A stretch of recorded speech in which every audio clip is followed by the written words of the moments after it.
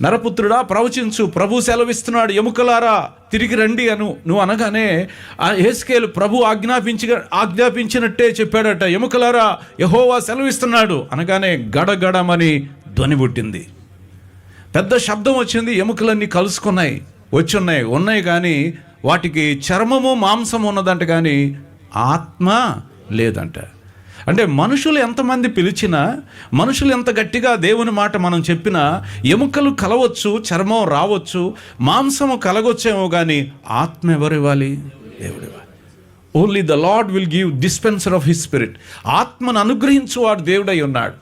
అప్పుడు మరలా ప్రవచించు నరపుత్రుడా, జీవాత్మ 4 వైపుల నుండి వచ్చి ఈ యొక్క ఎండిపోయిన ఎముకల మీద రమ్ము అని పిలవగా ఆ ఎముకలు మరలా దేవుని ఆత్మతో నింపబడి మహాసైన్యముగా మారినాయట. హల్లెలూయా, హల్లెలూయా. ఆత్మ ప్రవేశంతో ఏం జరిగింది చూడండి, జీవము లేనివి ఏమైనాయి? సైన్యంగా మారినాయి. జీవం ఒకటే కాదు వచ్చింది, వాటిలో శక్తి వచ్చింది, వాటిలో బలం వచ్చింది, సత్తు వచ్చింది, వాటిలో ధైర్యం వచ్చింది, వాటిలో నిరీక్షణ వచ్చింది. శత్రువు మీదకి వెళ్ళేటువంటి ఒక మహా సైన్యముగా రూపాంతరము చెందినది. సో ప్రభువుని స్వరము వినకపోతే ఎలాంటి స్థితిలో ఉండిపోయినవి అవి. దేవుని స్వరం విన్న తర్వాత ఎంత మార్పు వచ్చింది.